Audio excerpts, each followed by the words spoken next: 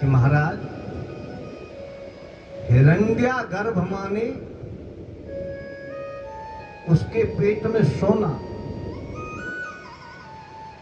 सोना तो भगवान अपना स्वरूप मानते हैं। गीता में कहिए सुवर्ण मेरा स्वरूप है, तो उसमें कलयुग वास कैसे कर सकता है? बहुत सुंदर बात बताई कि जो ईमानदारी का कमाया हुआ धन है उसमें भगवान का वास होता है। जो बेईमानी से, ठग विद्या से, धोखेधड़ी से जो सोना कमाया होगा, लूटपाट से, उसमें कलयुग का वास होता है। बोले जी तो परीक्षित तो धर्मात्मा है, उनके यहां और लूटपाट का सुवर्ण कहां से आया? आया जिस चमकते मुकुट को उन्होंने पहना परीक्षित ने, वो मुकुट पांडवों का नहीं था नारायण, वो मुकुट जरासंध का था। और जरासंध को मार करके लाए, उसमें कलयुग का प्रवेश हो गया। मुकुट को पहनकर और सुवर्ण में जगह दे करके परीक्षित चले आए। तो रास्ते में प्यास लगी, जल की तलाश करने लगे। आगे देखा ये वृक्षावली खड़ी है, इसमें कुटी भी है, देखता हूं। वहां गए परीक्षित, तो समीक ऋषि समाधि में लीन बैठे हैं। राजा पहुंच गए। परीक्षित बोले, बाबा जय श्री कृष्ण, मुझे प्यास लगी है, मुझे भूख लगी है, मुझे जलपान दो। कोई नहीं बोला। समीक ऋषि तो समाधि में लीन थे नारायण।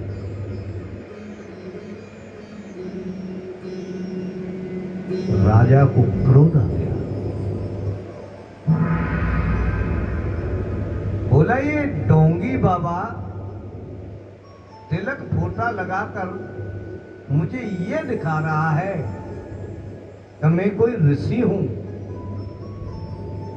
तुझे अभी मजा चखाता हूं। एक मरा हुआ सर्प बाण के नुक्के पे उठाकर समीक ऋषि के गले में डालकर और परीक्षित चले आए। कुछ समय बाद समीक ऋषि के पुत्र श्रृंगी ऋषि आए। श्रृंगी ऋषि ने देखा, अरे ये तो हमारे पिताजी हैं, और शिष्य भी कोई नजर नहीं आ रहा है। और नजदीक आए, बोले पिताजी समाधि में बैठे हैं और काला नाग चढ़ गया। शिष्यों को आवाज लगाई, हे शिष्यों, ये डंडा लाइए। अरे पिताजी के गले में सांप है, अरे इसको मारो। शिष्य हाथ जोड़ करके बोले, ये सांप नहीं है, जिंदा नहीं है, मरा हुआ है। मरा हुआ सर्प मेरे पिता के गले में क्यों? गुरुजी, राजा परीक्षित आए, उन्होंने इनसे जलपान की याचना की, इनकी समाधि नहीं टूटी। और उन्होंने मरे हुए नाग को गले में डाल के चले गए।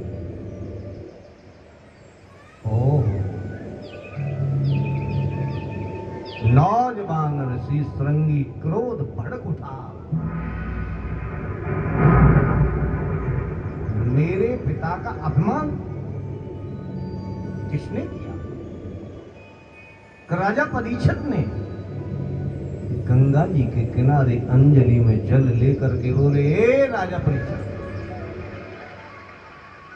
तूने मेरे पिता के गले में मरा हुआ सर्प डाला, तो शाप देता हूं, 7 दिन बाद और इसी सर्प के वंशज तक्षक नाम के सर्प तुझे दशेगा और तेरी अकाल मृत्यु होगी। वाणी रूपी बाण चला दिया नारायण। कुलहाल मच गया।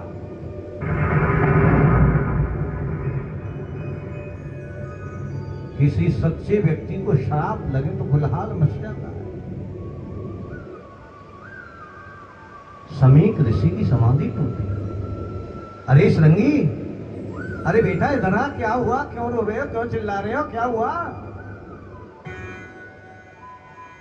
बोले पिताजी, राजा परीक्षित तुम्हारे गले में मरा हुआ सर्प डाल गए। फिर क्या हुआ?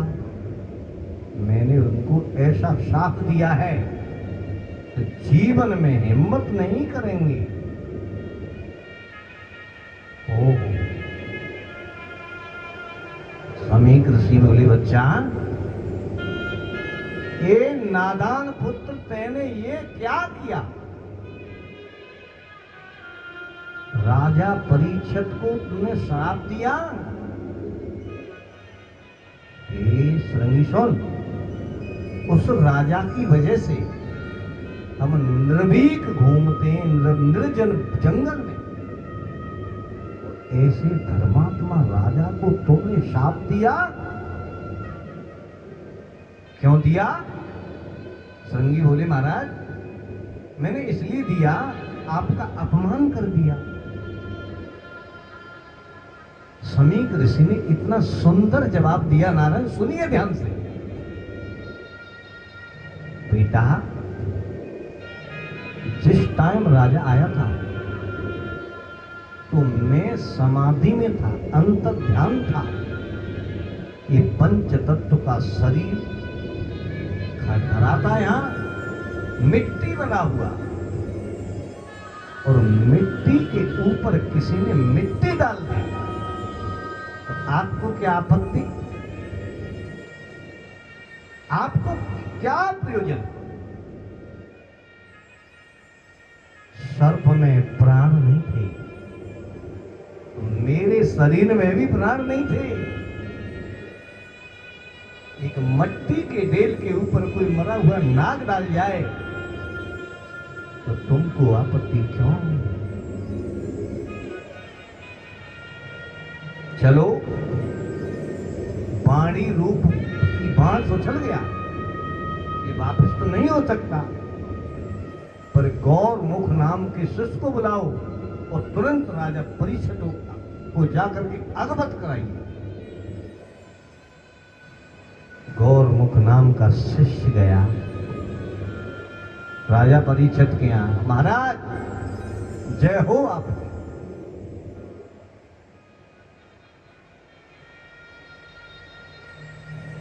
हमारे गुरुजी ने आपके लिए ये पत्र भेजा है। लो, पत्र में लिखा। परीक्षित ने वाचा कि मेरे नादान पुत्र ने आपको शाप दे दिया है, 7 दिन बाद तुम्हारी अकाल मृत्यु हो जाएगी,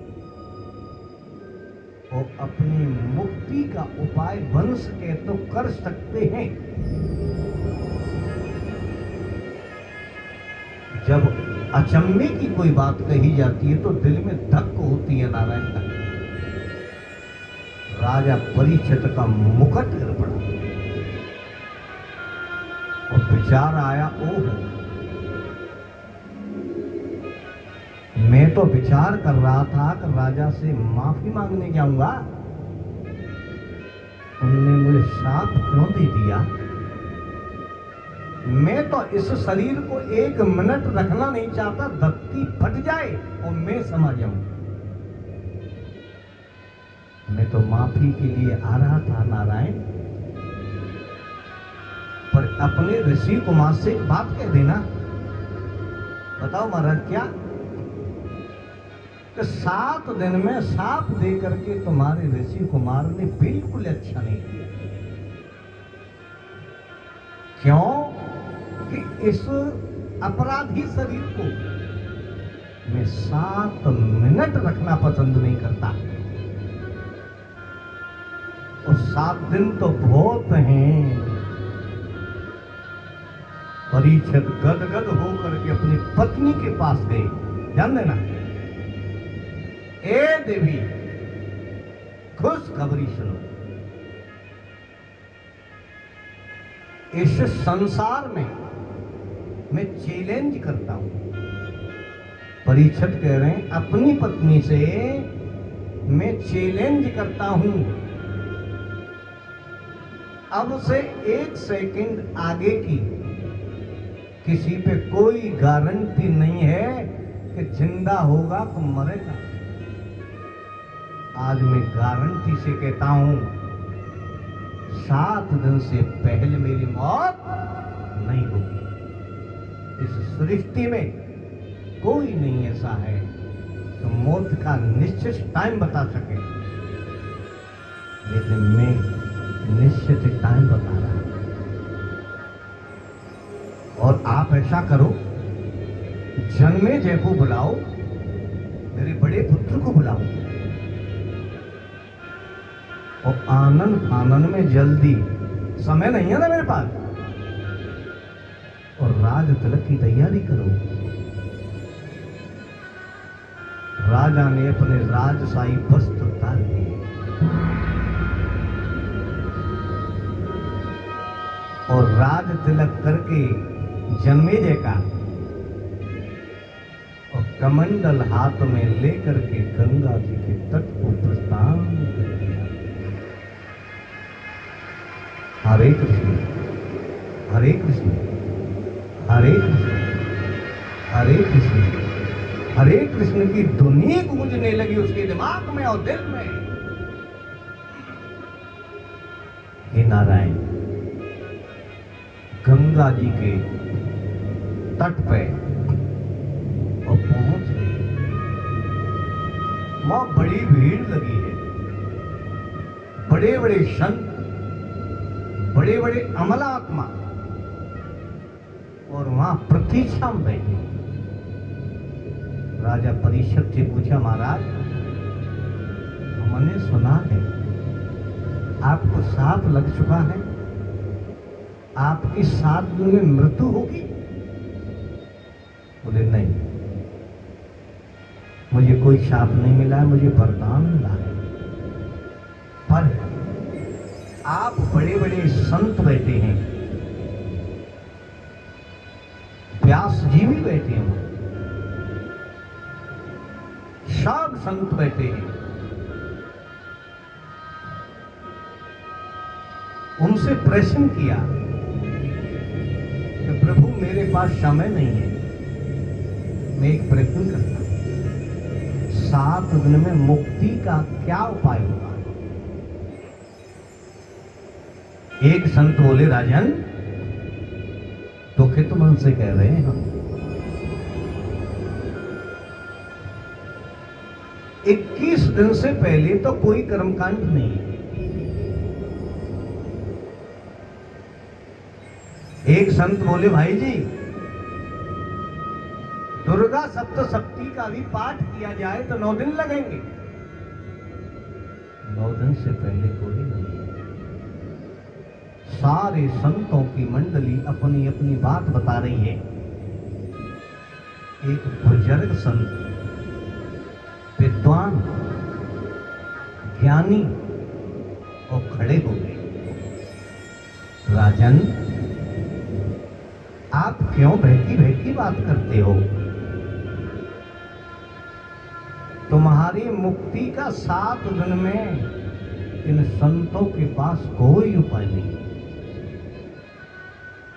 तुलसीदास ने एक चौपाई बोली है, भाई ने ध्यान से सुन ली तो समझिए।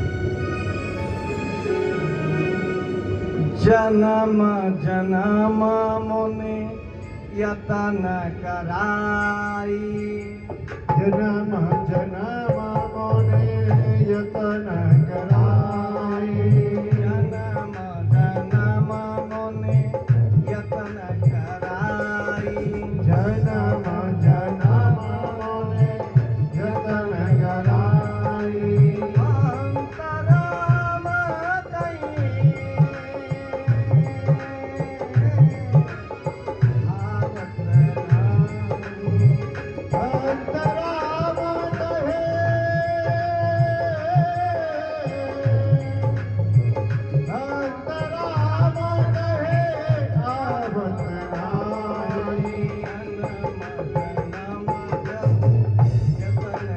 आवत नाई, जन्म जन्म मुनि यतन कराई,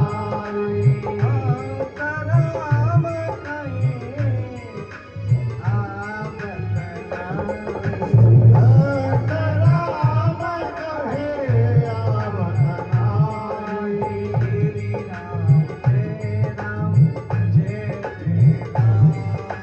श्री राम जय राम जय जय राम, गोविंद भगवान की जय।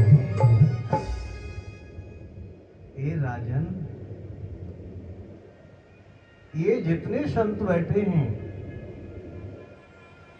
7 दिन में मुक्ति का उपाय इसलिए नहीं है कि जन्म जन्म मुनि यत्न कराए। जन्म जन्मांत से हम भगवान का भजन करते हैं, अंत समय कहीं आवत नहीं। अंत समय पे हमको भी विश्वास नहीं है कि मेरे प्रभु का नाम आएगा या नहीं। इसलिए यही दुखड़ा सहोदरा ने रोया है कृष्ण से। जब वर मांगने को कहा तो कृष्ण ने कहा वर मांगो, तो वो कहने लगी कृष्ण तुदीय पद पंकज पंजरांते अवैध में विशुद्ध मानस राजहंस, प्राण प्रयाण समय कफवात पित्तई कंठ अवरोधन विदौ स्मरणम कुतस्ते। हे गोविंद, मैं वर क्या मांगू? आपके चरण रूपी पिंजरा में मेरा मन रूपी राजहंस आज ही बंद हो जाए और बायते लॉक हो जाए। कन्हैया बोले क्यों? तुम्हारे चरण पिंजरा बन जाए और मेरा जो मन है जिसमें बंद हो जाए। बोले क्यों? ऐसा बंद की बात क्यों कर रही है? बोले इसलिए प्राण प्रयाण समय, जब प्राणों का समय निकलने का आता है, ध्यान देना, प्राण प्रयाण, प्राण माने 5 प्राण, प्रयाण माने निकलने का समय, प्राण प्रयाण समय कफ बात पित्त। जब प्राणों का निकलने का समय आता है तो कफ बात पित्त गले को घेर लेते हैं, घुरुर घुरुर घुरुर घुरुर होती है। पड़ोसी देखने आते हैं, वैद्य को बुलाते हैं। वैद्य नारी देख करके क्या कहता है? भीतरते जो मन है कंठ अवरुद्ध हो रहा है, वो मन कह रहा है सर्प चाल नारी चले, लंबी पर जाए सांस, जाओ वेद घर आपने नाय जीवन की आस, कंठ अवरोधन विधौ स्मरण को तस्ते। जब कंठ अवरुद्ध हो जाता है मेरे गोविंद, तो फिर तुम्हारे नाम का स्मरण नहीं होता, नहीं होता। इसलिए स्मरण कर लीजिए। इस बात को संत कह रहे हैं कि हमें जन्म जन्म मुन यत्न कराई, अंतराम कहीं आवत नहीं, हमको विश्वास नहीं है। जब कंठ गदगद होगा और कंठ अवरुद्ध होगा, कफवात पित्त घेर लेंगे, ना जाने क्या होगा, हमको भी पता नहीं है। परीक्षक की स्थिति वो हो गई नारायण, जो चीर खींचने की बात, खींचने में जो कोई नहीं बोला, तो जब भगवान याद आया। एक बात कहूं है, जब तक हम संसार में लिप्त हैं, जब तक भजन नहीं हो सकता। भगवान कब दिखता है? जब संसार दिखना बंद हो जाता है, तो फिर भगवान के सिवाय बचता। द्रौपदी ने सबको कहा, भीष्म पितामह से कहा और पांचों पांडवों से कहा, सबसे कहा, सबने नीचे कुनट डाल ली। अपने ऊपर भरोसा था, अपना भी बल काम नहीं किया, तो गोविंद को याद किया। यही परिस्थिति परिषद के सामने है। परिषद कह रहे हैं, ये भी मना कर रहे हैं, तो उनकी टकटकी लगाकर मेरे गोविंद की तरफ ध्यान गया और सुखदेव जी की वहां समाधि टूटी। और सुखदेव जी बाल भेष में और नंगे चले आ रहे हैं, पीछे बालक धूर मारते आ रहे हैं, नंगा बाबा आया, नंगा बाबा आया। और परीक्षित की सभा में आ गई। तत्र भवद भगवान व्यास पुत्रो यत्रक्षया गामट मानो अनपेक्ष अलक्षलिंगो निजलाभ तुष्टो वृतस्य बाल अवधूत वेश। बालकन के से वेश में अवधूत है। ऐसा नहीं है कि सुखदेव जी के पीछे कोई 20,000 संत आ रहे हैं। ना ना ना, बच्चे आ रहे और आकर के गद्दी पे बैठ गए। गद्दी पे बैठ गए। अब गद्दी पे बैठने से पहले हम सुखदेव जी का स्वागत करते हैं। 2 मिनट।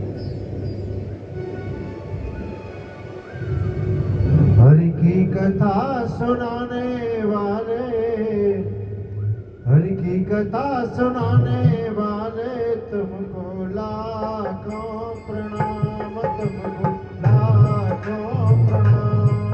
हरि की कथा सुनाने वाले, कथा सुनाने वाले, तुमको लाखों प्रणाम, तुमको लाखों प्रणाम। हरि की कथा सुनाने वाले, हरि की कथा सुनाने वाले, तुमको लाखों प्रणाम, तुमको लाखों प्रणाम।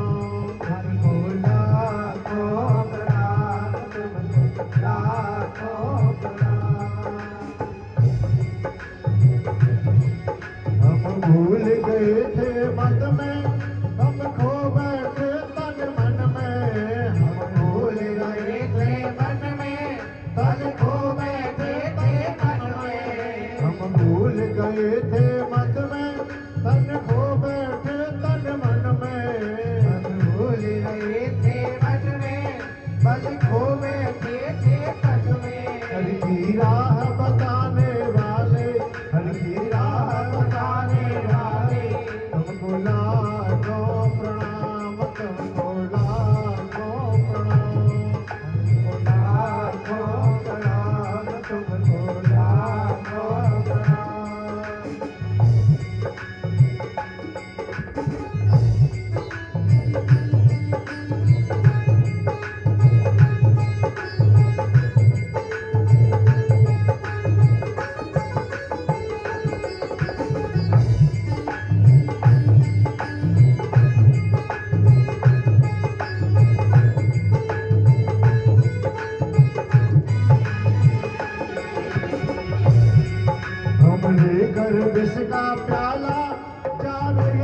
यम के गाला लेकर विष का प्याला जा रहे थे यम के गाला। हम लेकर विष का प्याला जा रहे थे यम के गाला लेकर विष का प्याला जा रहे थे यम के गाला। प्रभु सुधा पिलाने वाले प्रभु सुधा पिलाने वाले तुमको लाखों प्रणाम तुमको लाखों प्रणाम तुमको लाखों प्रणाम तुमको लाखों प्रणाम।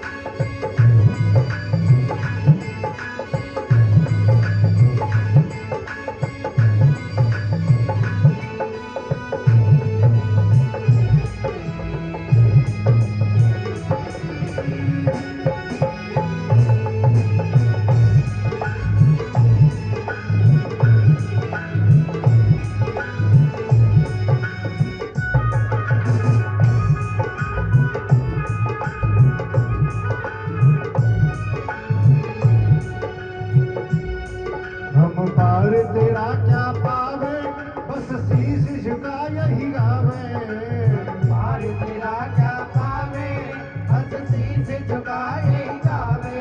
हम पार तेरा क्या पावे बस शीश झुका यही गावे पार तेरा क्या पावे हंस शीश झुकाए गावे। सुख वेद सुनाने वाले सुख वेद सुनाने वाले तुमको लाखों प्रणाम तुमको लाखों प्रणाम तुमको लाखों प्रणाम लाखों प्रणाम।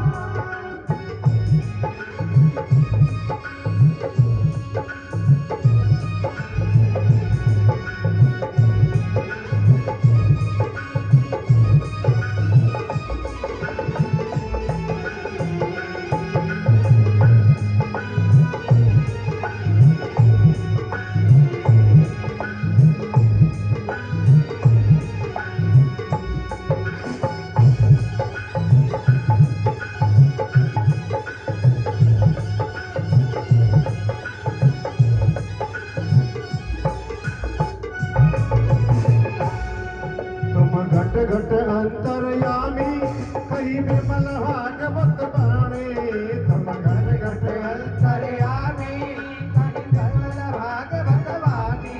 तुम घट घट अंतर्यामी कई विमल भागवत बाणी तुम घट घट अंतर्यामी कई विमल भागवत वाणी। प्रभु का दर्श कराने वाले हर की कथा सुनाने वाले प्रभु सुधा पिलाने वाले तुमको लाखों प्रणाम तुमको लाखों प्रणाम तुमको लाखों प्रणाम तुमको लाखों प्रणाम। हर की कथा सुनाने वाले हर की कथा सुनाने वाले हर की राह बताने वाले प्रभु सुधा पिलाने वाले सुखदेव बुलाने वाले सुख वेद सुनाने वाले तुमको लाखों प्रणाम तुमको लाखों प्रणाम तुमको लाखों प्रणाम तुमको लाखों प्रणाम।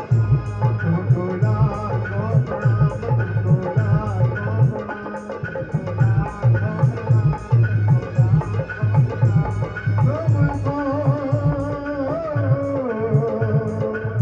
लाखों प्रणाम। बोलिए सुखदेव भगवान की जय जय श्री राधे जय श्री राधे जय श्री राधे श्याम। श्री सुखदेव जी महाराज गद्दी पे विराजमान है। सारे संतों की मंडली विराजमान है। ध्यान देना। और परीक्षित ने उनका पूजन किया, स्वागत किया, और एक छोटा सा प्रश्न किया, भगवान क्या बात है, मैं व्यक्त की बातों में समय को गुजारना नहीं चाहता, मेरे पास समय नहीं है, 7 दिन का समय है, जल्दी मरने वाले की मुक्ति का उपाय क्या है? आहा, कितना संक्षिप्त प्रश्न, कितना छोटा। सुखदेव जी ने बड़ा सुंदर जवाब दिया कि राजन, मुक्ति का साधन जल्दी 7 दिन में मुक्ति हो जाए, इसके लिए तुमको केवल एक काम करना है, श्वास श्वास पे ओम रख, वृथा समय मत खोए, ना जाने सा सांस का आम न हो न हो। जैसा प्रश्न ऐसा ही उन्होंने उत्तर दे दिया। और राजन, जित आसनो, जित संगो, जित श्वासो, जितेंद्रिय, पहले आसन को जीतो, आसन पर बैठकर बैठने का अभ्यास करो, वो भगवान का केवल नाम जप करो, श्वास पे विजय प्राप्त करो, प्राणायाम करो। जो प्राणायाम करते हैं उनको मैं प्रणाम करता हूं। प्राणायाम से बुद्धि एकाग्र होती है, मन एकाग्र होता है। जित संग, राजन संग को जीतिए। शराबी कबाबी ज्वारियों का संग भगवान की प्राप्ति में बाधक है, बाधक। संग करिए अच्छे लोगों का, तो आपका कल्याण अवश्य होगा। क्यों? कि हमारे जो चित्त है, हमारी चित्त वृत्ति है, जहां में जन्मांतरों की गठरी पापों की भरी हुई है, चित्त में चिपकी हुई है जन्म जन्मांतरों की वासनाएं। वो वासना के कारण हम बहक जाते हैं। वासना बड़ी विचित्र होती है। एक सेठ जी थे, गरीब थे, ध्यान देना। उन्होंने भगवान से प्रार्थना की कि हे गोविंद, हमारा धंधा चल जाए, 2 रोटी का धंधा चल जाए हमारा, हम आपका भजन करें। तो ठेल लगाता था, भगवान की भक्ति से के प्रभाव से उसकी दुकान में प्रॉफिट होने लगा, और प्रॉफिट करते करते वो तो इतना हो गया, उसने बड़ी दुकान डाली, शोरूम डाला। और शोरूम में तो 1,00,000 2 लाख रुपए रोजीना के आते हैं महाराज सेठ जी के घर पे। पैसा फूलने लगा। सेठ जी ने रेस्टोरेंट खोल दिया। सेठ जी की इच्छा बनी कोई और बड़ी फैक्ट्री और डालें। एक दिन सेठ जी दिशा मैदान के लिए जा रहे, तो रास्ते में जंगल में एक बुढ़िया रो रही है और कह रही है मैं भूखी हूं, मैं भूखी हूं, मुझे कोई एक निवाला खिला देगा। उसको परमात्मा के दर्शन हो। हैं? ये बुढ़िया भूखी है। माता क्यों रो रही हो? बेटा भूखे हो? अरे मेरे तो रेस्टोरेंट है, मेरे तो रेस्टोरेंट है माताजी, चलो मैं भोजन कराऊंगा। बुढ़िया बोली बेटा तेरा राम भला करे, लेकिन एक शर्त है मेरी, मुझे झिक पेट खिलाना पड़ेगा। सेठ जी हंस गए, बोले माताजी रेस्टोरेंट है, कितना भी खा लो। हाँ चल बेटा। वो बुढ़िया पीछे पीछे आ गई। सेठ जी ने कहा कि इस बुढ़िया को भोजन कराइए। बुढ़िया को भोजन कराया, जितनी खाद्य सामग्री बनी थी बुढ़िया सबको खा गई। बोली बेटा मैं भूखी हूं। सेठ जी बोले और सामग्री बनाइए, और सामग्री बनाई, इसको भी खा गई। होटल की पूरी सामग्री को बच्चन कर दी। बोली मैं भूखी हूं। नौकर बोले सेठ जी ये तो भूखी है, सब सामग्री खा ली। बोले ये कह दो उससे कि अब नहीं है हमारे यहाँ, ध्यान देना। नौकर बोले माताजी अब कुछ नहीं है। बोली नहीं जा सकती। सेठ जी को बुलाओ, सेठ जी को खाऊंगी। सेठ जी से कहा नौकरों ने, महाराज ये तो आपके खाने की बात कर रही है। सेठ जी ने विचार किया तो पूरे रेस्टोरेंट की सामग्री को ये खा सकती है तो मुझे भी खा सकती है। बोले कह दो सेठ जी अभी आ रहे हैं। उस सेठ जी ने क्या काम किया, दूसरी गली से दरवाजा खोल के दौड़ पड़े। बुढ़िया को पता चला गया, पीछे पीछे बुढ़िया, आगे आगे सेठ जी। बुढ़िया बोली बेटा जाता कहां है, रुकिए। सेठ जी तेज दौड़ने लगे। आगे एक संत मंडला मिला, ध्यान देना। संत बोले सेठ जी आपकी सांस धोखने की तरह चलती है, क्या प्रॉब्लम है? बोले महाराज ये बुढ़िया मुझे खाएगी, ये मुझे छोड़ नहीं सकती। संत बोले नहीं खाएगी, रुको। नहीं महाराज मैं नहीं मान सकता, मैंने देखा है, मैं बर्बाद कर दिया इसने, वो मुझे खाएगी। बोले सुनो ये पीपल का वृक्ष है, इस पर आप चढ़ जाओ, नीचे हम खड़े। सेठ जी वृक्ष पर चढ़ गए और बुढ़िया आई, पीपल की पेड़ पे हाथ मार के चढ़ने लगी। संतों ने हाथ पकड़ लिया, कहां जाती है? मैं ये सेठ को खाऊंगी। क्यों खाएंगे?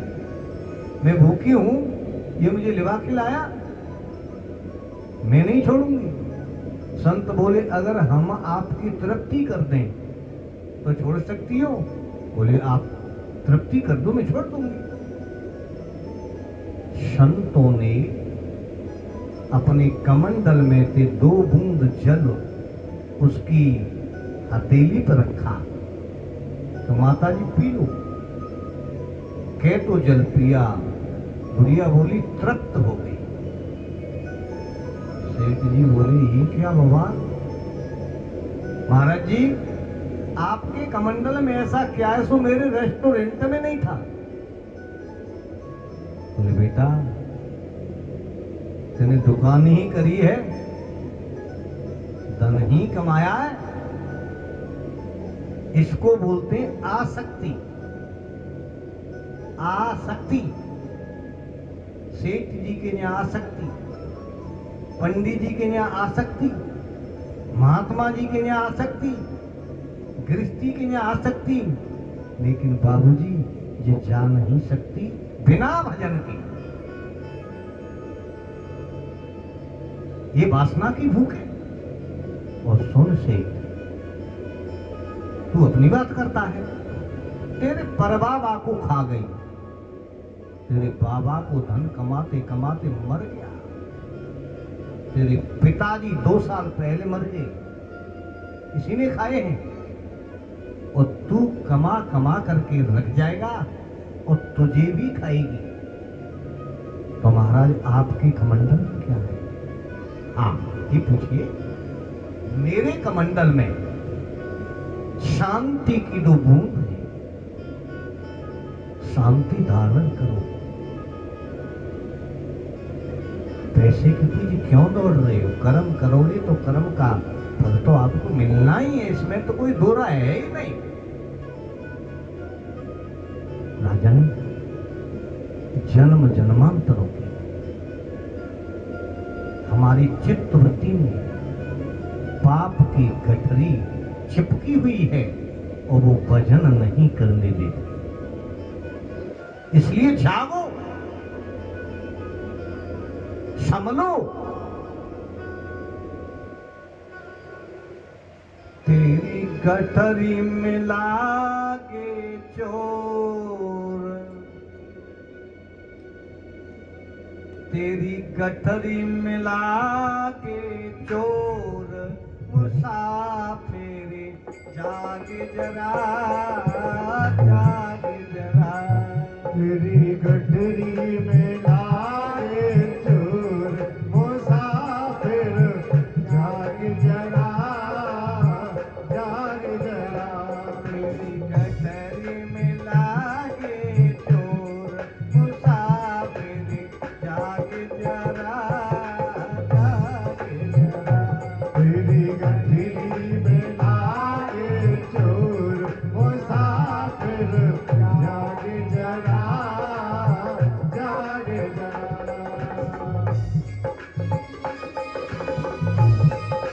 ताली बजाओ माता, ताली।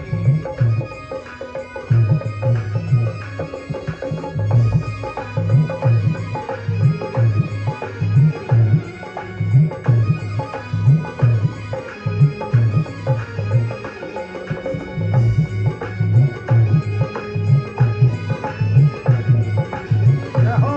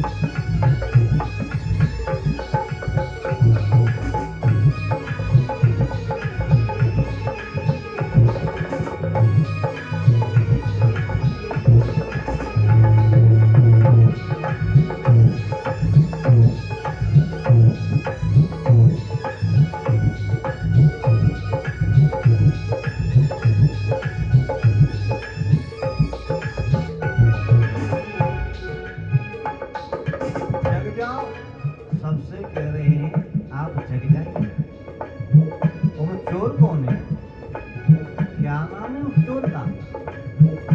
सुनियो, काम क्रोध मद लोभ लुटेरे, काम क्रोध मद लोभ लुटेरे, काम क्रोध मद लोभ लुटेरे, काम क्रोध मद लोभ लुटेरे।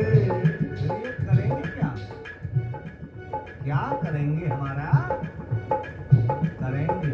सुनो, काम क्रोध मद लोभ लुटेरे, काम क्रोध मद लोभ लुटेरे, टूट रहे जीवन तेरे, टूट रहे जीवन तेरे, टूट रहे जीवन तेरे। टूट रहे जीवन तेरे। क्या करें फिर? क्या करें? अब दौड़ सके तो दौड़ मुसाफिर जाग जरा। जय हो।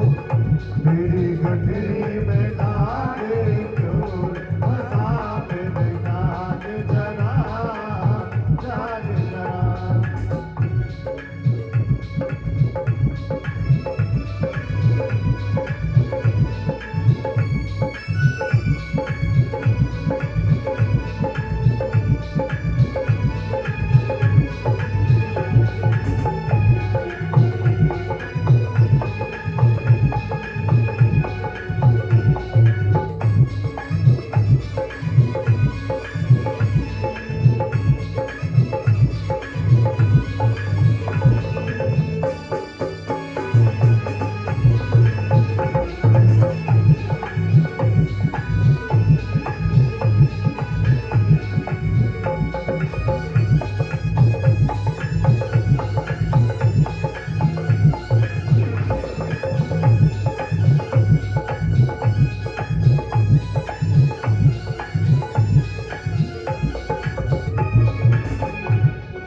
कौन से कह रहे हो इस बात को?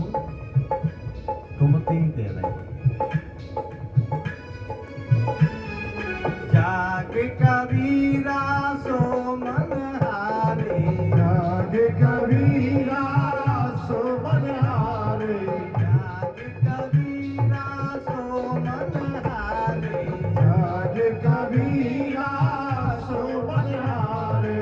प्रभु सेन का ध्यान लगा रे, प्रभु जी से ध्यान लगा रे, प्रभु सेन का ध्यान लगा रे, प्रभु से ध्यान लगा रे। संत मचाए रहे शोर मुसाफिर जाग जरा, जाग जरा। मेरी गठरी पे लागो चोर, मुसाफिर जाओ जरा, जाग जरा। गठरी में लागे चोर मुसाफिर जाग जरा, जाग जरा। लागे चोर मुसाफिर जाग जरा, जाग जरा।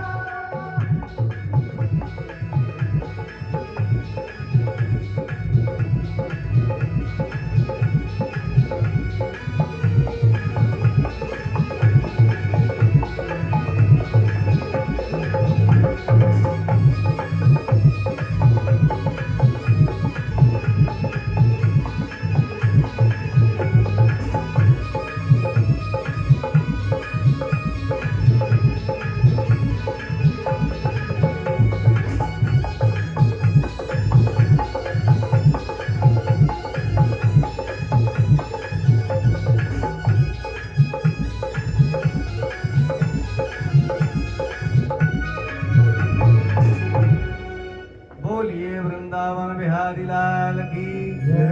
जय जय श्री राधे, जय जय श्री राधे। सुखदेव जी महाराज से परीक्षक ने एक प्रश्न किया, गुरुदेव मैं आपको जिज्ञासा बस पूछ रहा हूं, गुरुदेव, भगवान, धन्यवाद, भगवान जल्दी किसको मिलते हैं? ये किसने किसको पूछा? सुखदेव जी ने परीक्षित को पूछा। तो परीक्षित, भगवान जल्दी किसको मिलते हैं? परीक्षित बोले, देखो भगवान उसी को मिलते होंगे दिन में 4 बार स्नान करता होगा, उसी को मिलते होंगे। सुखदेव जी जवाब दे रहे हैं, बेटा, ये मेरे परम प्रिय शिष्य, ये वंदनीय, दिन में 4 बार नहाने से अगर भगवान मिल जाते तो जो कुल भील हैं वो तो झाड़ों के 4 महीना स्नान नहीं करते और भगवान उनसे मिले। ऐसा नहीं हो सकता।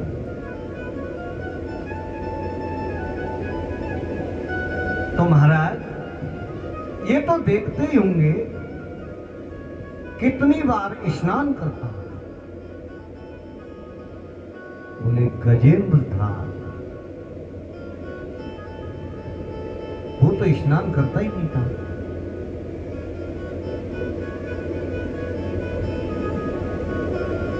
तो ये तो देखते होंगे महाराज, उम्र तो देखते होंगे,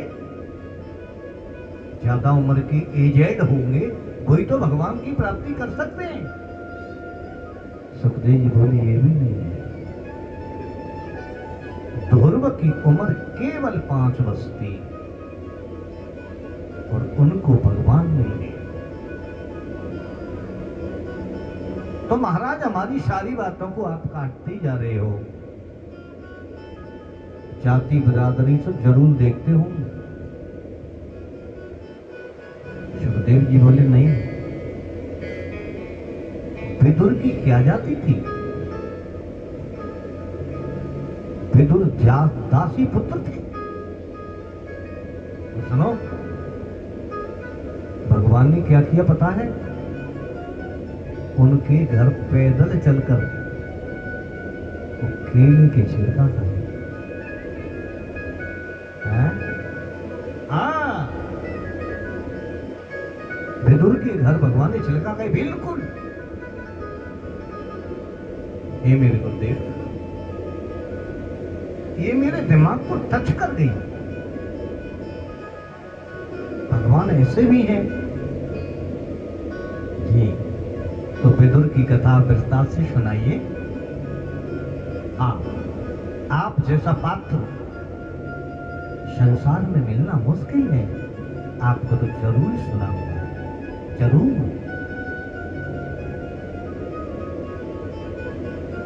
राजन, ध्यान से सुनना, ये ओरिजिनल कथा है, इसमें कोई मिलावट नहीं है। सीधे बैठ जाइए। कौरव और पांडवों का युद्ध चल रहा था। तो विदुर जी धृतराष्ट्र के पास आए।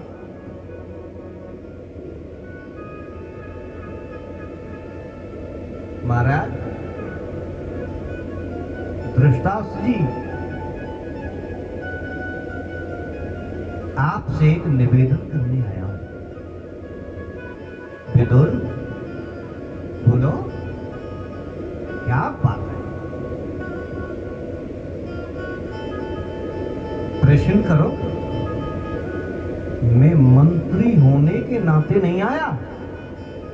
आप ये समझे कि मंत्री है? नहीं नहीं नहीं। और मैं आपका भाई हूं, इस नाते से भी नहीं आया। एक हस्तिनापुर के नागरिक होने से मैं आपसे निवेदन करना चाहता हूं। बोले, करिए। पाप की बेल पे कभी अमृत फल नहीं लग सकते।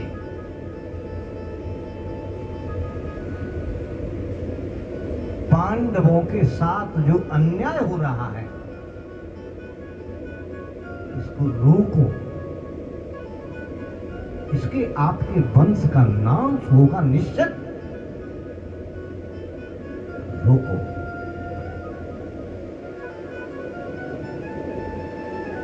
धृतराष्ट्र ने कितना सुंदर जवाब दिया, विदुर तुम्हारी एक एक बात को मैं समझ रहा हूं, सुन रहा हूं, लेकिन मेरा जो चंचल मन है ना, ये मोह रूपी नदी में डूब गया है, परिणाम का विचार ही नहीं करता। विदुर जी कहने लगे, दुर्योधन रूपी कलयुग का अवतार है तुम्हारे घर, तो अन्याय को होने से रोकिए महाराज। पीछे से दुर्योधन आ गया, ए दासी पुत्र,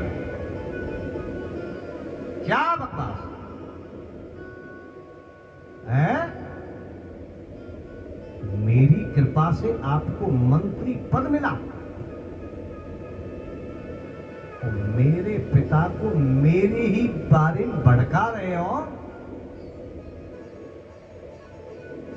अभी यहां से निकल जाओ, बुरा हो जाएगा। विदुर बोले, दुर्योधन आपको बुरा लगने का मेरा कोई मंतव्य नहीं था, मैं तो एक भाई होने के नाते आया, मैं सही कहता हूं। अरे सही कहते हो, जाइए यहां से। विदुर जी का अपमान कर दिया, भगवान के भक्त का अपमान कर दिया, और विदुर जी अपने धनुष्मान दरवाजे पर रख करके वहीं से निकल गए, और एक जंगल में पर्णकुटी बना करके वो मेरे गोविंद का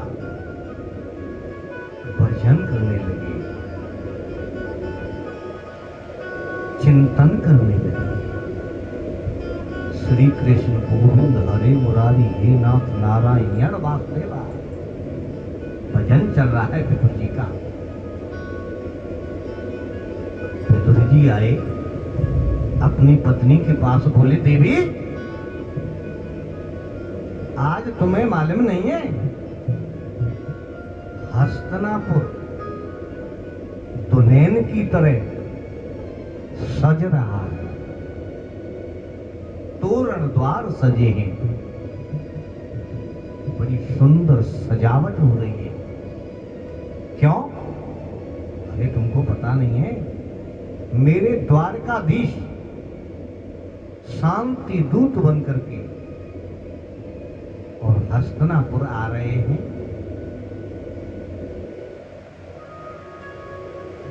विदुरानी उदास हो, देवी आप उदास क्यों हो?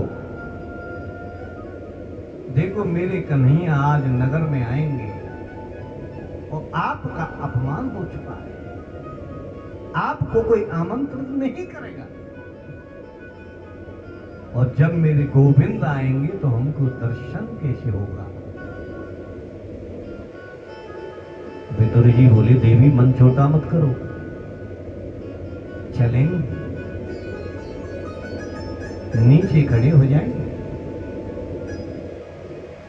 अगर उनकी हमारे ऊपर दृष्टि भी पड़ गई तो हम तो धूम हो जाएंगे, चलेंगे। विदुर विदुरानी दोनों आ गए,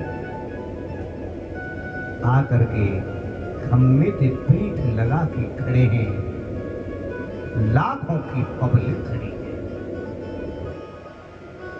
आज पांडवों के भाग्य का फैसला होगा। मेरे गोविंद आ गए, स्वागत होने लगा,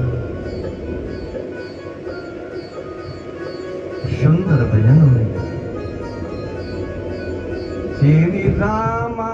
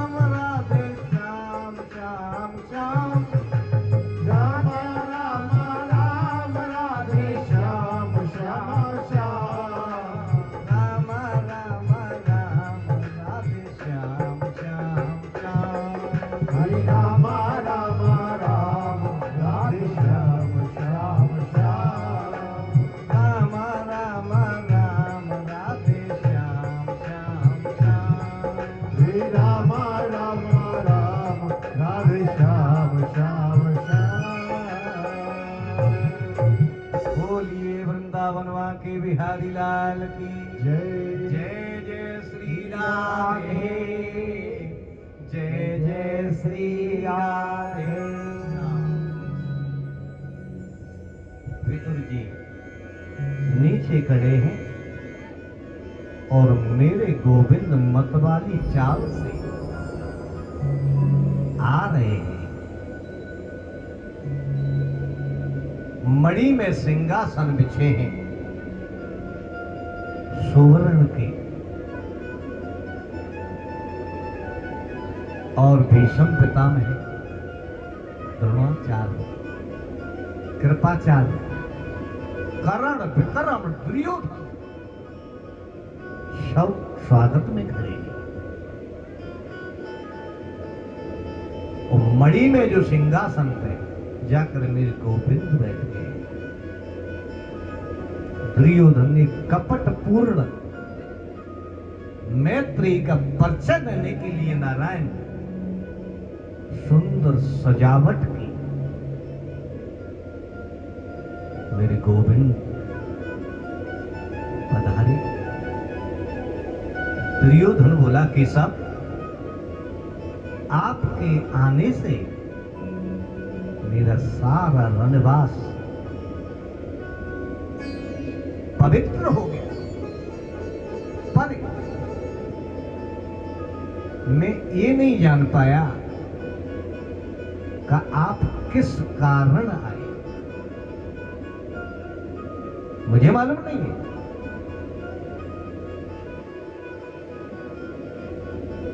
मेरे गोविंद ने कितनी सुंदर बात कही। दुर्योधन, मैं आपसे एक निवेदन करने आया हूं। पांडव आपके भाई हैं? जी हां, भाई हैं। पांडव आपके काका के बेटा हैं? हाँ। तो आधे राज्य के अधिकारी हुए? बोले नहीं, बिल्कुल नहीं। क्यों? नैतिक हिसाब से तो भाई का हक होता है। आप ऐसी बात क्यों कर रहे हो? हे कृष्ण, ध्यान से सुनो।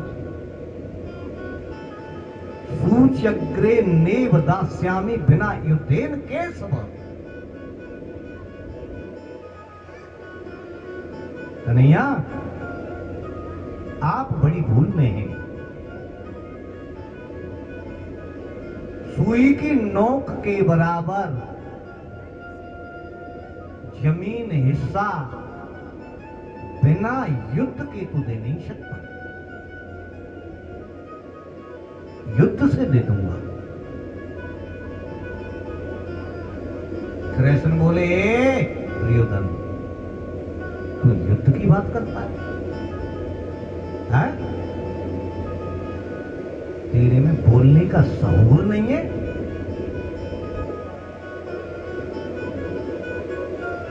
धृतराष्ट्र ने हाथ दबा दिया। एक पागल, ये कृष्ण है। शकुनी बोला, तू तो ऐसे ही भूल जाता है। क्यों बोला? बात बदल गया। अरे कृष्ण, मैं बचपन से उद्गंड रहा हूं ना, और मेरा दिल बड़ा सच्चा है। मैं कुछ भी भूल जाता हूं, लेकिन पीछे पश्चाताप होता है।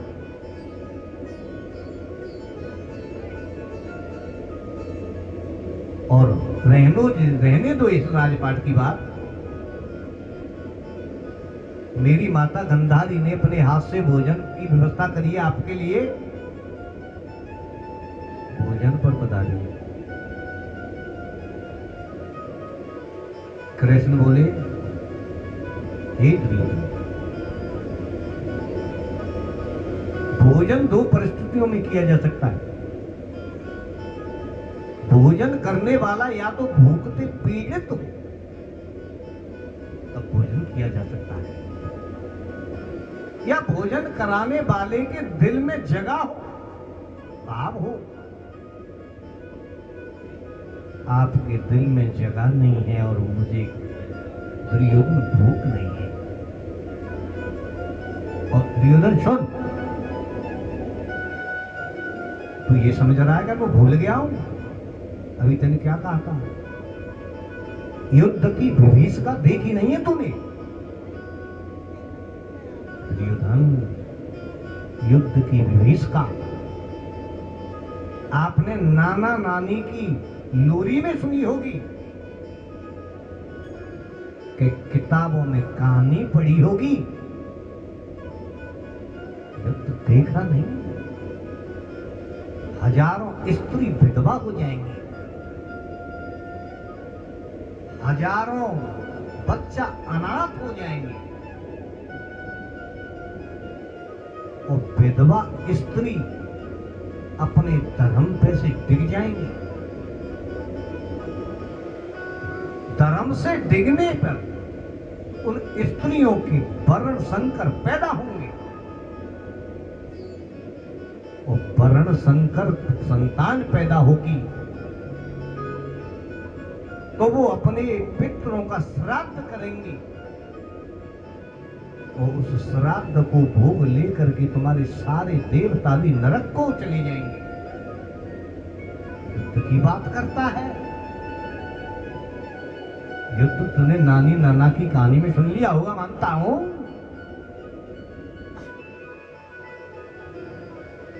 बात भोजन की करो तो भोजन करने का मेरा प्रश्न इसलिए नहीं है तो विदुर काका जी के न्याठिया मेरा आज का निमंत्रण है। दुर्योधन ठटाका मार के हंस गया।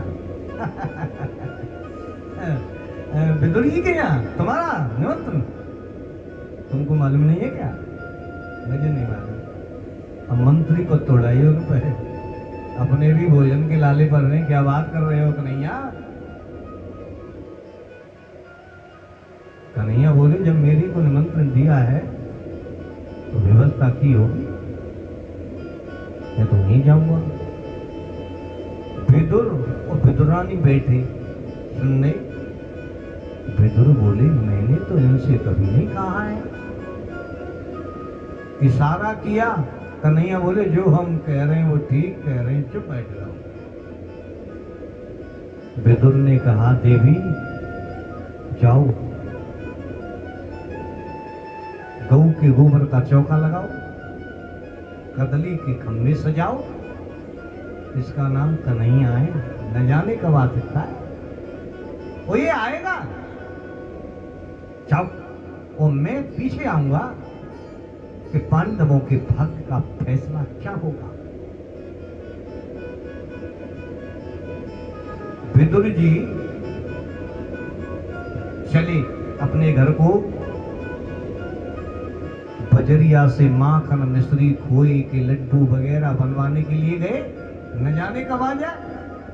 वो विदुरानी चौका पोता लगा करके और स्नान कर रही है।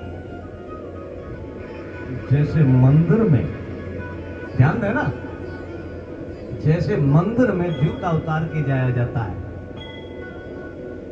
ऐसे मेरे गोविंद विदुर के यहां नंगे पैर जाने लगे। काकी जी के बाद विदुरानी स्नान कर रही है। ये गोविंद की आवाज, मेरे केशव की आवाज। जरूर कुंडी खोली तो मेरी गोविंद आई। गोविंद की खुशी में इतनी पागल हो गई महाराज, भीगे कपड़न से, नग्न शरीर से उठ के खड़ी हो गई। मेरे गोविंद ने अपने भक्त के लिए बोली काकी मेरी चदरिया उड़ रहा, मेरे गोविंद ने अपनी काली कामल रुक्मिणी के सिवा कोई नहीं छू सकता। विदुरानी को बुला लिया, क्या बात है? और विदुरानी बोली केशव आओ बैठो। उल्टा पाटा डाल दिया। अरे महाराज ये जगह शुद्ध नहीं है, इधर आ जाइए, इधर बैठो। पूरे घर में मेरे गोविंद को नचा दिया। बोली केशव बैठिए। पेट पे हाथ फेर करके कहने लगी मेरे गोविंद। गोविंद कहने लगे काकी भूख लगी है, कुछ खाने को मिलेगा? बोली हाँ नहीं जरूर मिलेगा, बैठो। कदली के बाग में से दलिया भर के फल लाई और पत्थर डाले। मेरे गोविंद की खुशी में केला के छिलका उतार उतार गोविंद के आगे रखती जाए और गोदा को फेंक दी। प्रेम में पागल हो गोविंद छिलका खाते जा रहे हैं। केशव अपने हाथ से जल देती हूं और केला बहुत अच्छे हैं, आपके लिए छांट के लाई, कैसे हैं? गोविंद बोले काकी मीठे हैं। 30-35 छिलका खा गए कन्हैया। इतने में पितृ जी ने कुंदा खटखटाया, देवी खोलो। काहे को चिल्ला रहे हो? बोले देवी आज पांडवों की और कौरवों की सभा में मेरे कृष्ण ने बड़ा आदर किया, बड़ा सम्मान किया है। क्या किया? अरे वो बड़ी सभा में कह रहे विदुर काका के यहाँ हम नौते साहब। देवी मैं तो उठ के भाग गया, कोई पता नहीं है, मेरा कन्हैया ऐसा ही आ नहीं जाए। आप ऐसा करो, मैं खोए के लड्डू बनवा के लाया हूं और माखन मिश्री भी लाया हूं, और आप जल्दी से जल्दी चौका लगाओ, पाटा बिछाओ, और मैं प्रतीक्षा कर रहा हूं, वो आने वाले हैं। विदुरानी बोली आने वाले नहीं हैं, आ गए, अंदर बैठे हैं। अच्छा चलो चलो चलो। और विदुर जी कैसे भीतर गए महाराज। भक्त और भगवान की आंख दोनों की चार हुई। सामन भादों कैसे पनारे चलते, एक दूसरे की जेठ भर के मिलने लगे। मेरे गोविंद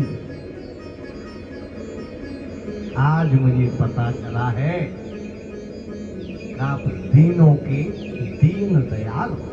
बोलिए भक्त और भगवान की जय। देखा तो छिलका था। अरे देवी ये क्या कर रही हो तुम? ये छिलका क्यों खा रहे हैं? विदुरानी बोली छिलका? अरे केशव आप छिलका खा रहे हो? भाई मुझे पता नहीं है। गोविंद आप छिलका खा रहे हो? गोविंद बोले मैं छिलका खा रहा हूं। काकी जी तुम्हारी कसम है, मुझे मालूम नहीं मैं क्या खा रहा हूं। मुझे इतना मालूम है जो कुछ खा रहा हूं आपके प्रेम का खा रहा हूं, आपके भाव का खा रहा हूं। बोले ऐसा करो गोविंद, देखो हम ना समझ हैं, हम कुछ जानते नहीं है, बुरा मत मानना, अब एक लड्डू खा लो। कन्हैया बोले काका जी जरूर खाऊंगा। कह तो लड्डू खाया। कन्हैया बोले विदुर जी एक बात कहूं, बताओ। जो छिलकों में स्वाद था भाई ये लड्डू में नहीं है, और जीवन में जो आनंद आया खाने में वो विदुर केवल 2 जगह आया मुझे। राम अवतार में मैंने सबरी की बेर खाई, मां मुझे आनंद की अनुभूति हुई। आज तुम्हारे यहां छिलका खाए तो परमानंद की अनुभूति। हे विदुर, मैं केवल भाव का भूखा हूं, भाव का भूखा हूं मैं, भाव का भूखा हूँ मैं, भाव का भूखा हूं मैं, भाव का भूखा हूँ मैं, भाव ही एक सार है, भाव ही एक सार है, भाव से मुझको बजे वो भक्ति बेड़ा पार है, भाव से मुझको भजे जो भाव से बेड़ा पार है, भाव का भूखा हूं मैं, भाव भाव का एक सार है, भाव का भूखा हूँ मैं, भाव ही एक सार है,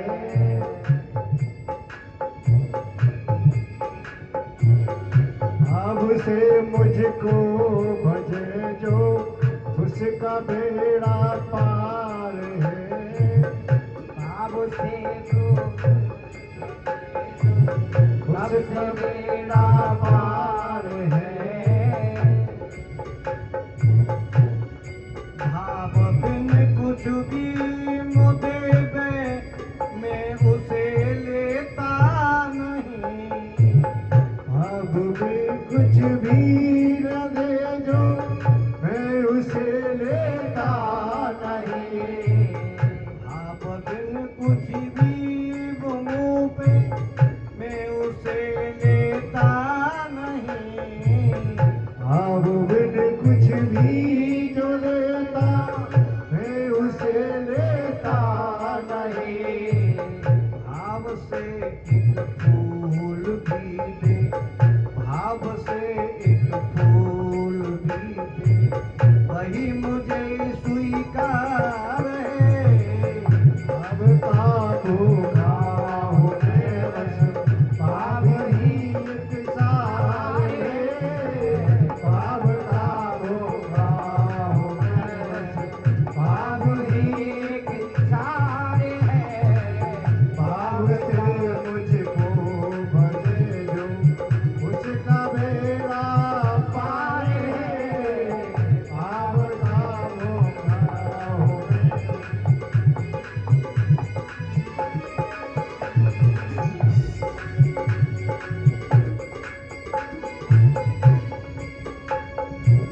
भाव बिन सुनी पुकारे मैं कभी सुनता नहीं, भाव बिन सुनी पुकारे मैं कभी सुनता नहीं, भाव बिन सुनी पुकारे मैं कभी सुनता नहीं, भाव बिन सुनी पुकारे मैं कभी सुनता नहीं, भाव बिन सुनी पुकारे मैं कभी सुनता नहीं, भाव बिन सुनी पुकारे मैं कभी सुनता नहीं, भाव से मुझको बजे वही को बेड़ा पार है,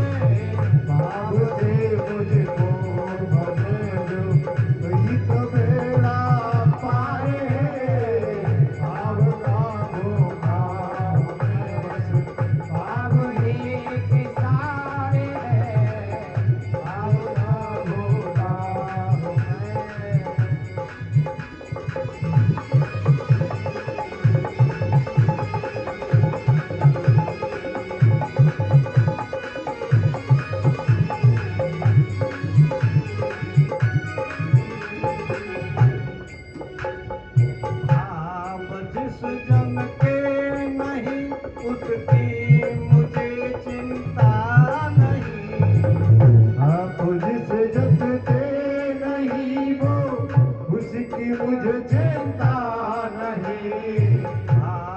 जिस जन के